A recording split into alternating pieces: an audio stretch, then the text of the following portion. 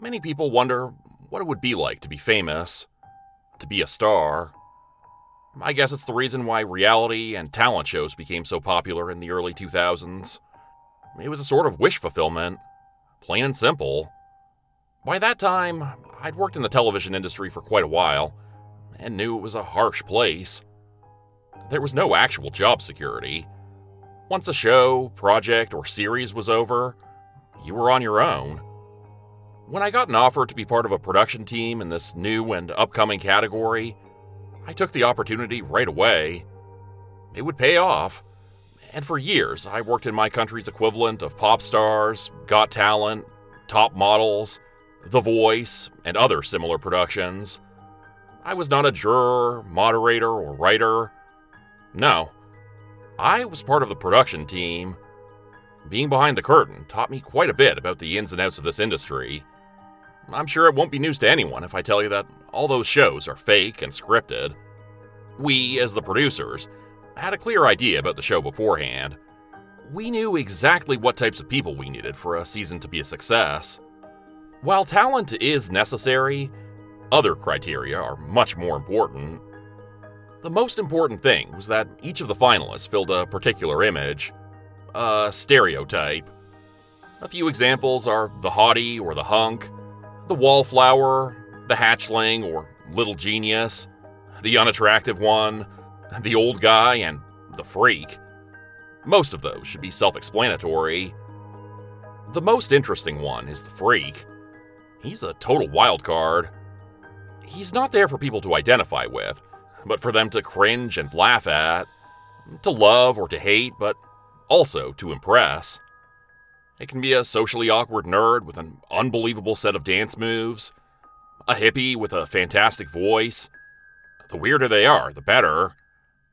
As a general rule, most people would watch the first couple shows of a season. The reason was simple. Those were the initial castings, and generally the most humorous of the entire season. What can I say? People tuned in to laugh at all the weirdos that showed up. What sold them on the rest was the finalists. During the castings, our primary goal wasn't to find talented people. Our top priority was to fill as many of the different stereotypes as possible. One of the hardest to find was the freak, but they were also the most rewarding ones. Whether or not we could fill that spot would make or break an entire season of the show. Think about any of the other talent shows you watched. Which people do you remember? Who did you talk about with your coworkers? It's always the weirdos. On a casting day back in 2014, I met one such person. Because of that encounter, I would never work in that industry again. Casting days are tough. Sure, the castings only last about 8 hours, but because of all the organization, it can easily become double that. The worst thing about it is that a considerable number of candidates just plain suck. It's funny for an hour or two, but after that, it drags you down. During the preceding weeks, our roster of finalists had filled up one by one. Only a few remaining spots were left. One of those was the freak. We had made it a priority in this week's casting to find someone that could fill the spot. There was no shortage of weird candidates. The tricky part, though, is to find one that's talented enough to be a finalist. That day, one person stuck out the moment he set foot into the building. It was the violinist, Stefan DePrew. He chose each of his steps wisely and held his head high in the air. An air of grandeur surrounded the man, and not just a bit of arrogance. His outfit stood in clear contrast to his entrance. He wore a plain black suit with a bow tie and a pair of old, worn-out leather shoes. Stefan was an older man, most likely in his mid-50s. He was tall, lanky, with arms that seemed a tad bit too long. His hair was a long, greasy mess, and a scrubby goatee accentuated his face. But his most remarkable feature were his eyes. They were a hazel color, and showed a radiant, almost feverish glow. In short, he was so weird you couldn't help but stare at him. Even weirder than his appearance was his behavior. It was both eccentric and overdramatic. That wasn't all, though. His way of speaking was strange, too. Old-fashioned, almost antiquated. He'd pronounce certain words and vowels almost formally, while slurring others. His accent didn't fit his name at all. It wasn't French, but a mixture of provincial German with a hint of Russian. No one could tell if it was genuine or faked. Stephen Deprue, violinist extraordinaire, here to test his music, he announced in a booming voice when asked what brought him here. It resulted in a lot of stares from the other people in the room. When we asked him how long he'd been playing his instrument, all we got as an answer was a smile. During the brief interview, he didn't say a lot. Occasionally, he seemed to space out. At those times, he wouldn't even react to us, and instead whispered to the instrument he was holding in his arms. The instrument was as weird as he was. It was a slightly warped and distorted version of a violin. The best way to describe it is to imagine a violin made by someone who'd only heard about them, but never saw one. It came close enough, but it was still distinctly different. If this guy was any good with his instrument, I thought, he'd be sure to become a finalist. We scheduled his act for later in the afternoon. After the initial interview, we pretty much left him to himself in the waiting area. Most people spent this time preparing for their act or socializing with the other candidates. Stefan did neither. He just sat down and waited. He seemed to space out completely and ignored everyone who tried talking to him. He only came back to life when we informed him it was time for his act.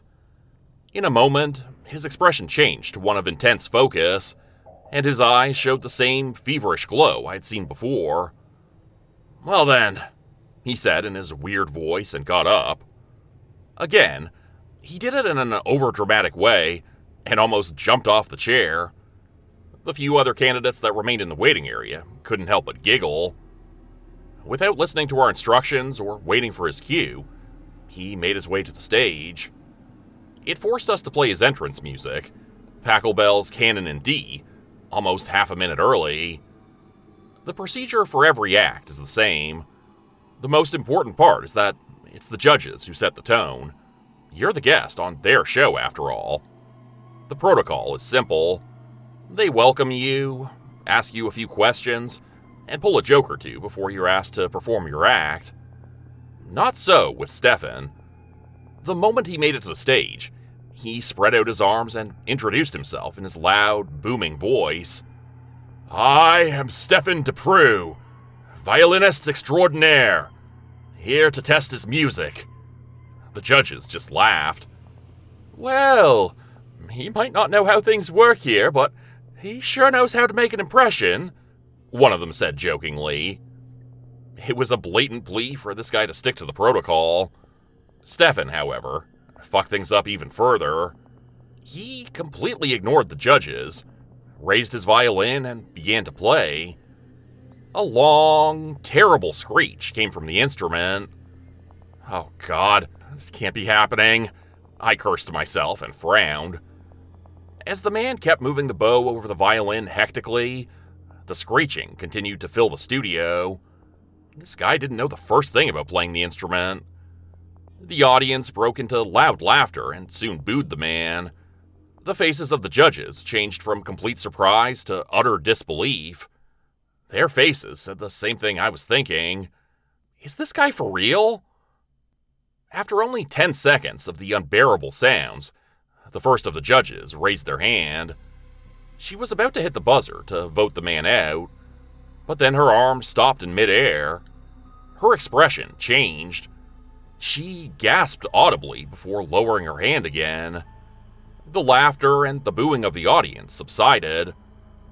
Everyone became quiet, and only the terrible screeching of the ghastly violin remained. And right then, I heard it too. There was a second, much different melody below the screeching. It was a harmonic, droning melody, one that was almost hypnotic. As quiet as it was, the longer you listened, the more you ignored any other sound. You were drawn in by it more and more. An ordinary violin shouldn't be able to produce such a melody, I thought. Was this the reason for the strange shape of the instrument? For a while, I just stood there at the side of the stage, watching Stefan's hectic playing and listening to his music. Then, I noticed something. It was almost invisible, and at first I thought it was nothing but an optical illusion. It was a translucent strand that spread out from the violin.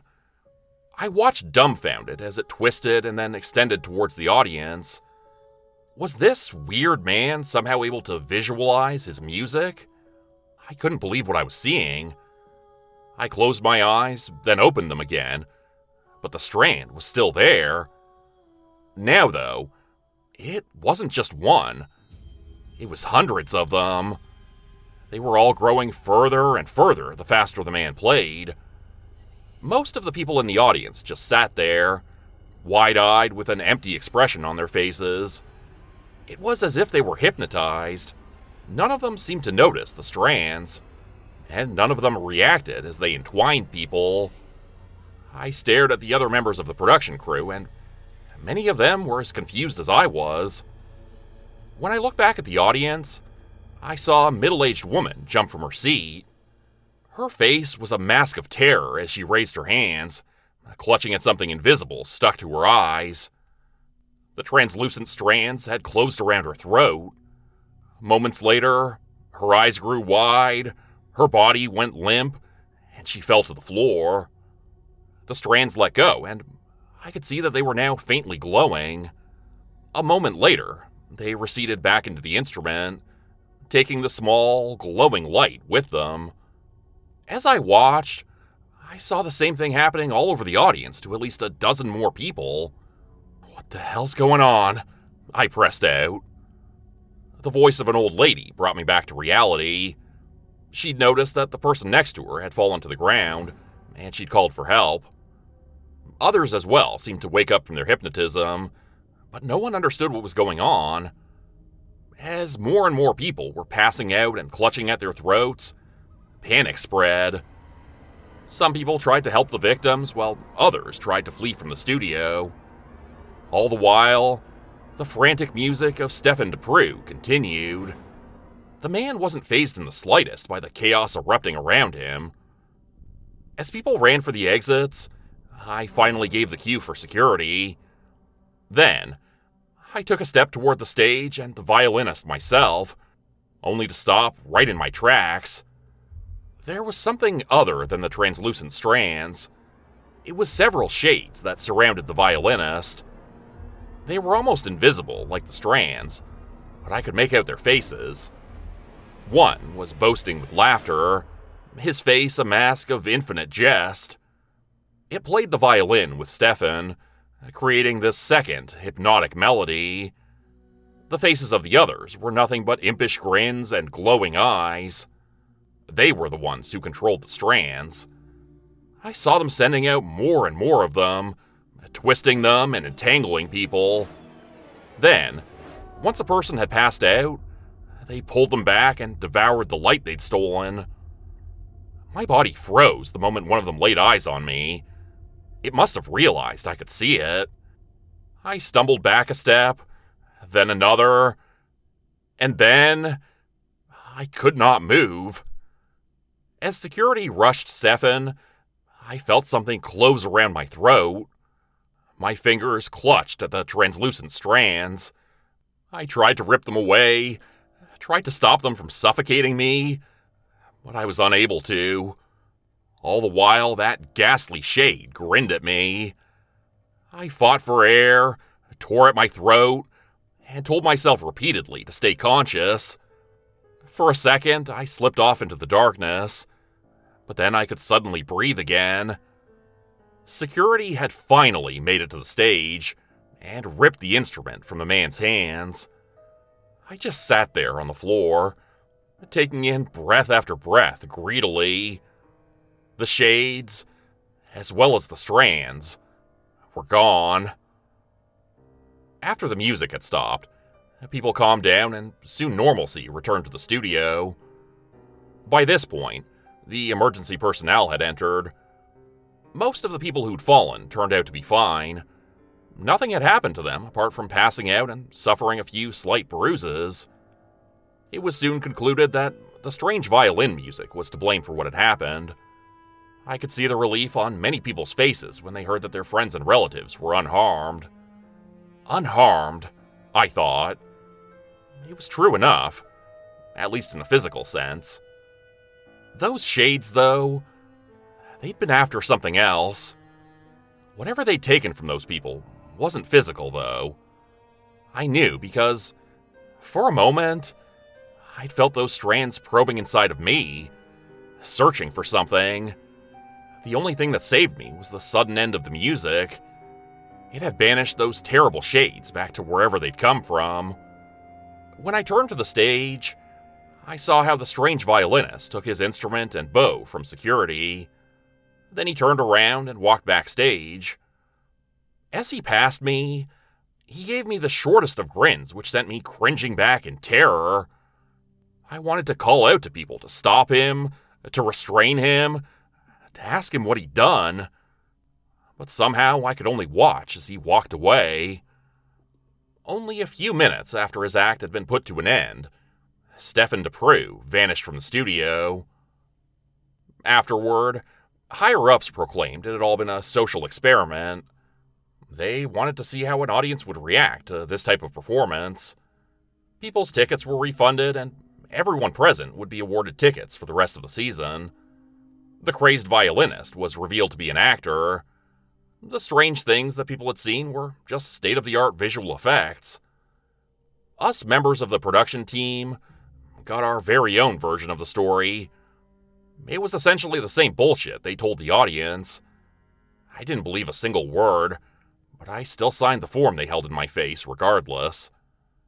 For the rest of that day, all castings were canceled, but the next day it was back to business as usual. That morning, I showed up like I'd done so many times before. When I reached the stage, however, something inside of me made me recoil instinctively. It was almost as if my body was afraid to find Stefan DePrew out there once more. In the end, I couldn't do anything about it. I tried entering again and again, but after suffering a terrible panic attack, I could do nothing else but resign from my position. Even when the studio told me I'd never get a job in the industry again if I left now, in the middle of the season, I still did it. There was no way I could ever work in a studio or near a stage ever again. To this day, years after the incident, I still wake up in the middle of the night. I still suffer from terrible nightmares. And every single time, there's this cold pain in my chest, and I'm filled with a sad yearning for something I've lost.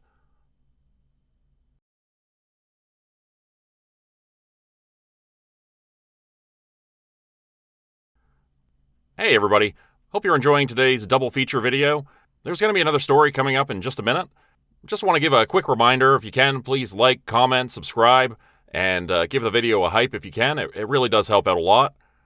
Alright, now on to today's second story.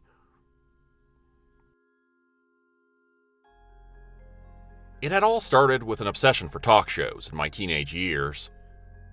Back then, I couldn't get enough of them. The audience, the mundane topics, the drama that unfolded in each show. It was terrific. It was years later, during a studio tour, that I learned about audience extras. I signed up for the program instantly. Being an audience extra means that you're invited to shows with a live audience to fill up empty seats. It's a common practice. There are quite a few shows that invite audience extras to give the impression that they are packed. Back in 2008, I was part of a talk show audience for the first time. Being there and seeing everything firsthand was an exhilarating experience. Needless to say, it was enough to rekindle my teenage obsession. I often tried to get a seat in the bigger and more famous shows. There were two problems, though. First, there weren't always empty seats available. Second, if there were empty seats, it was never enough for everyone who'd signed up for the program. Instead, they relied on a complicated system of rotation. In time, though, I found out about other, smaller productions. They were recorded for pay-per-view channels, niche programs, or online distribution. The biggest difference was the number of free seats available. Many of these shows had a hard time pulling in people, and often half their seats were empty. It wasn't rare for them to invite participants of studio tours to their shows. If that didn't do the trick, they'd send out a member of the production crew to ask pedestrians passing by the studio if they were interested. That's how I became a regular in these types of shows. When I learned how often they needed to fill up empty seats, I started to hang out in front of the production studios. If I played it right, I was almost always invited. While many of these shows weren't as exciting as the popular ones, they had their own kind of charm. I sat in for quite a few test runs and pilot runs of upcoming shows. They were pretty hit or miss, but either way they could be fun, if only for how terrible or ridiculous they were. What happened during the filming of one of those shows haunts me to this day. The day began like so many others before. By that point, I knew when production for the day would start and when audience acquisition, as I called it, took place. I'd been there for all of 5 minutes when some poor devil was sent outside. He went around asking me and many other people if they were interested in being part of the audience for their new and upcoming talk show.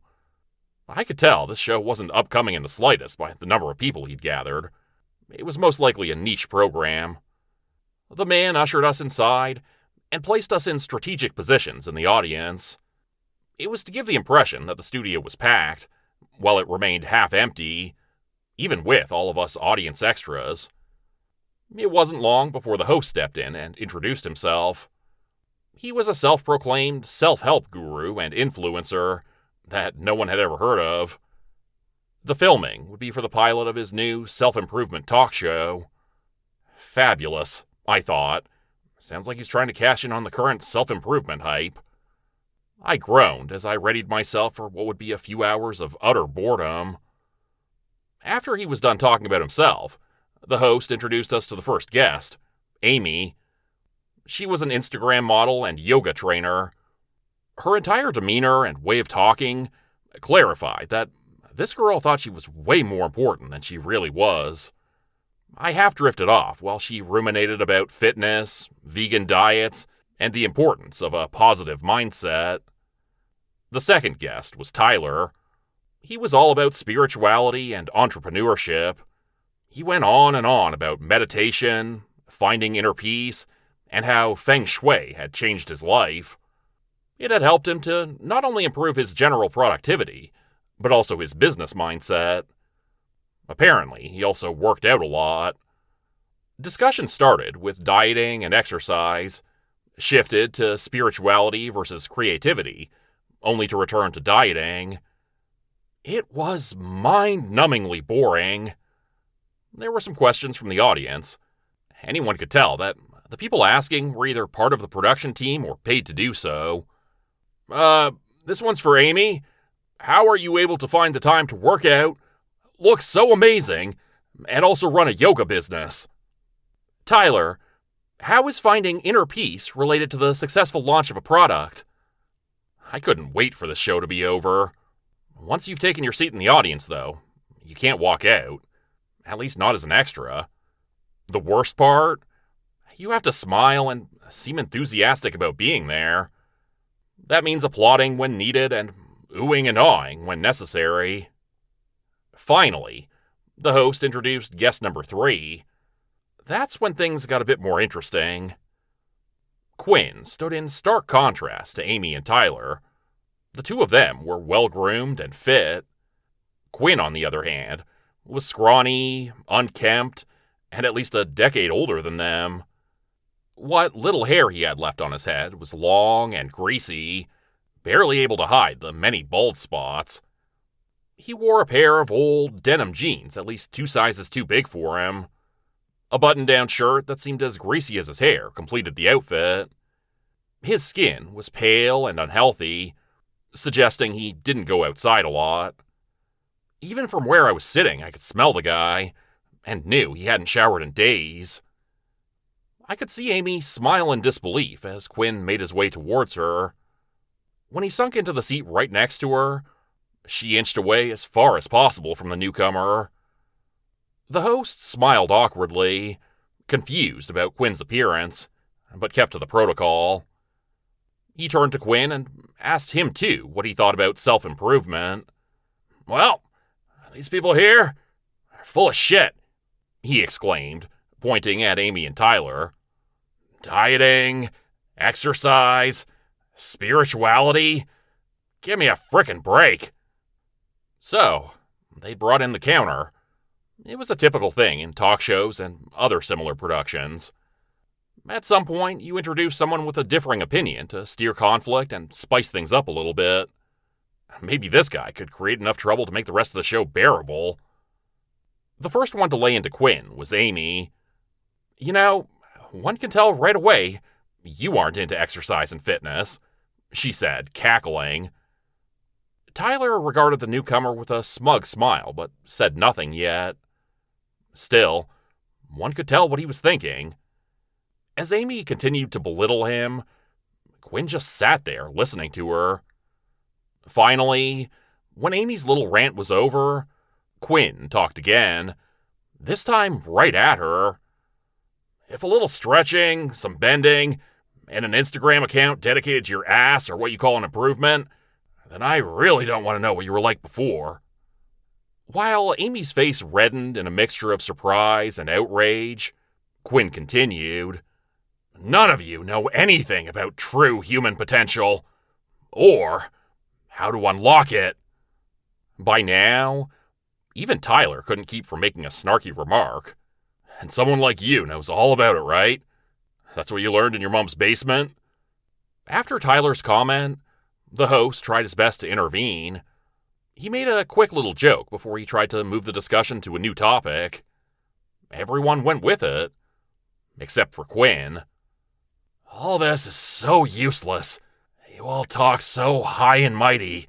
You're so sophisticated with your social media accounts, your blogs, all that other bullshit. It's all worth 200 grand, my friend," Tyler interjected. "It's all worth nothing. Just empty talk," Quinn finished, without even looking at Tyler. "Then what's the real way to improve? Aren't you full of it yourself? You're here to get a rise out of us because you got nothing to show for yourself, right?" Amy asked with a triumphant smile. I knew she expected the guy to either backpedal or keep to his rants and continue to make a fool of himself. Instead, Quinn smiled. He turned from her and faced the audience. "Do you want to see what true improvement is? Do you want to see the potential hidden deep within man?" At this, a few people in the audience roared with laughter before calling out what they wanted to know. I looked at the host, who stood there uncomfortable. This wasn't going the way he'd expected it would at all. Now, shouldn't we?" He tried to intervene again, but gave up when no one gave him any attention. By now, Quinn had jumped off his chair and taken a few steps towards the center of the stage. I noticed the host giving a brief nod to someone off camera. Was that the cue for security, I wondered? As it looked, though, he seemed intent on letting this play out, especially given the audience's excitement. I could see "what the hell's going on?" expression on Amy's face. "You truly want to see it?" Quinn asked again. And of course, the audience shouted its agreement again. Someone came on telling him to stop wasting time, while others were still laughing at the crazy guy on stage. I could tell that everyone found this new development much more interesting than the rest of the show. I watched as Quinn raised his arms high into the air and murmured to himself. As it grew louder, I first thought it was Latin, but then realized it was something entirely different.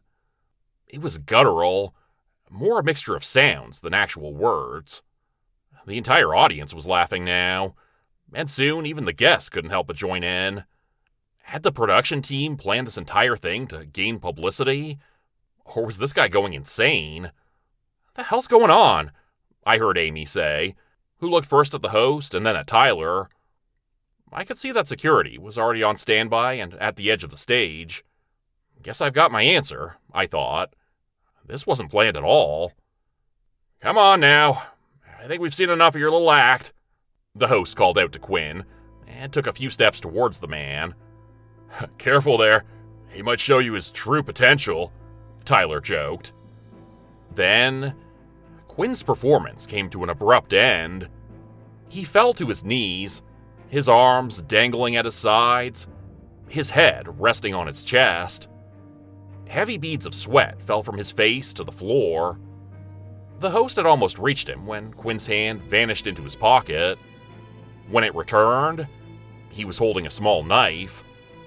Before anyone could react, he moved the knife down the length of his arm. It left a deep, long cut behind, and moments later, blood gushed from the wound. "Oh my God!" Amy screamed. The noise and laughter of the audience had died down. In a second, the entire scenario had changed. This was not wacky or funny anymore. This had become very real and very dangerous. I saw security rush towards Quinn. They were only a few steps away from him when everything went dark with a loud bang. Only seconds later, light returned to the stage. It wasn't from the floodlights, though. No, this light had a different source, and now every pair of eyes in the studio rested on it. Where Quinn had been mere moments before, now stood a different figure. It was a glowing and muscular naked man whose body looked as if it was cast from gold. Blood, organic matter, and pieces of skin covered the ground all around him. It reminded me of the skin shed by a snake. What had just... This is true human potential. I heard a deep, raspy voice echo through the entire studio. As the figure in front of me said these words, I could only stare at it. I felt drawn to it at almost an instinctive level, and thirsted for more of its voice. As the power came back on, I saw that security was still there. They too couldn't help but stare at the imposing figure, with no idea what to do or what was happening. Then Amy screamed. She was out of it, clutching her knees and rocking back and forth. Without saying a word, the figure stepped up to her. It was towering over the woman, almost twice her size. Before, it had seemed the size of an average person, but now, it seemed much, much taller. As I stared at the figure, I couldn't tell how tall it was anymore. It was almost as if reality was shifting and changing in its vicinity. In one swift motion, the golden giant grabbed Amy by the neck and lifted her from her seat. Her eyes grew wide. Her hand shot forward, trying to free herself. I could see how she clawed, scratched, and finally bit at the hand holding her. The figure showed no reaction at all. There was only one guttural word it said. Deku. As soon as the word had passed the figure's lips, Amy's face distorted. Her eyes popped from her face, and blood gushed from every orifice in her body. Only moments later, she fell apart, the flesh melting from her bones. All that remained of her was a heap of organic matter.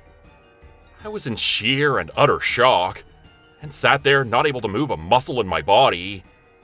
Around me, people screamed and dashed for the exit. I saw them crash into each other and topple over one another as they fought for the door. Tyler, too, had retreated from the stage and joined the fray. Security was still there, but they didn't rush forward. Instead, they backed away from the stage, the fear visible on their faces. I heard the figure say something else, and the entire studio reverberated from those few words. Then, with only a few steps, the golden abomination crossed the space between itself and the host. The man wasn't able to do anything, as the figure picked him up. When I heard the word Deku again? I could finally tear myself from my seat. I was prepared for a golden hand to close around my neck, to be killed, but somehow I made it to the exit door. Only seconds later, I was out of the studio and rushing down the corridors of the complex. In my panic, they had transformed into a sprawling labyrinth. I dashed here and there, from one dead end to the next, without even knowing where I was going. I don't know for how long I'd been running when I finally made it outside. As I fell to the ground, panting and shaking, more and more people streamed from the building. Minutes later, the police and multiple ambulances arrived. Security soon escorted everyone from the premises to a nearby open area. Most people didn't understand what was going on, but I heard the entire studio complex was being evacuated.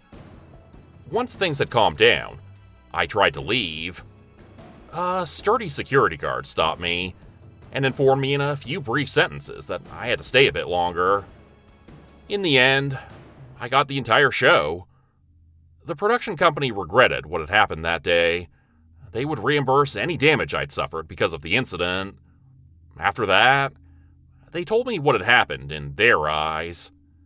A man had come to the production studio pretending to be a guest for the show I'd been seated in. Once they realized he didn't belong, it was already too late. They made the mistake to run with it. Around the time of a studio-wide power outage, the man snapped and got out a concealed weapon. After harming himself, he then attacked the other guests and the host. Thankfully, though, the police were quick to restrain and apprehend the man. They didn't say a thing about the Golden Abomination or that people had been killed. When I raised my voice in protest, they informed me it would be better for me to not spread any silly rumors. It would be for the best if I kept my mouth shut and signed the statement they'd prepared for me. The production company would handle the rest. I knew it was a threat, so I signed it right away. There was nothing about the incident on the news. It was by sheer luck that I even saw the brief article about it in the local paper. All it talked about was a fire in the studio complex and the subsequent evacuation. The entire incident was quickly and quietly swept under the carpet. To this day, I still can't make any sense of what happened that day. What had Quinn done? What had he become? Had this weird man found a way to evolve to a higher form of being? And if so, what had he become? Had the police even been able to stop him? Had they killed him? I try to tell myself that this is what happened, but part of me can't believe it.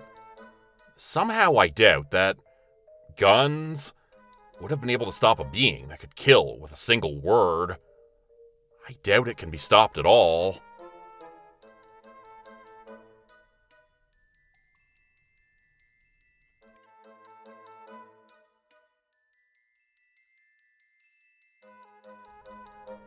Alright, that's it for today's double feature. I hope you guys enjoyed both the stories. These ones were both written by Rene Rehn, a very talented author, one of my favorite authors on the channel and just in general. Rene's been writing for quite a while on Reddit. He also posts on his website and has a bunch of books out.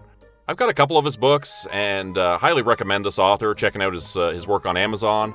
Rene is also the author of the most popular video on Jordan Group Horror, the Monster Hunter series. So if you haven't checked that out, highly recommend it.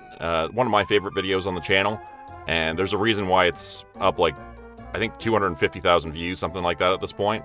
So if you haven't checked that one out, I'll include it in a link at the very end of the video. A few other notable stories on the channel by Rene are the Miller's Academy story, which is kind of like a little bit of the faculty vibes. He also wrote the Jensen boarding house story, a bunch of other longer stories and shorter stories on the channel. Highly recommend checking out this author's work on Amazon, on Reddit. I also have a playlist of Rene's work if you want to check that out as well. I'll include that as well in the description below. For anybody who may have missed the previous announcements, I'll just mention it again quickly here. The Hollow's End book, the first Hollow's End book, Welcome to Hollow's End, is out right now on Amazon. So you can check that out. Just search Jordan Group Books on Google or on Amazon. It should come up right away. I'll also include a link to that in the description below and in the pinned comment. Hopefully you guys enjoyed today's double feature video. Let me know in the comments if you want to see more double features on the channel. More of these types of stories where kind of the reality show vibes or behind the scenes at a TV show sort of vibes. I really enjoy these types of stories. I'd like to do more of them on the channel if possible. I did write one way back called The Chopping Block, if anybody remembers that one. I think Mr. Creepypasta narrated it, and I did it on this channel as well. That one sort of vibes of Chopped on Food Network, if you ever seen that reality show where they bring in a bunch of cooks and go through various rounds and have to cook appetizer, entree, dessert with mystery box ingredients. So I'd like to write some more stories like that. If you enjoy that type of story, please let me know down in the comments. And I'll be back on Monday with a new video for you guys. All right, hope you have a great weekend.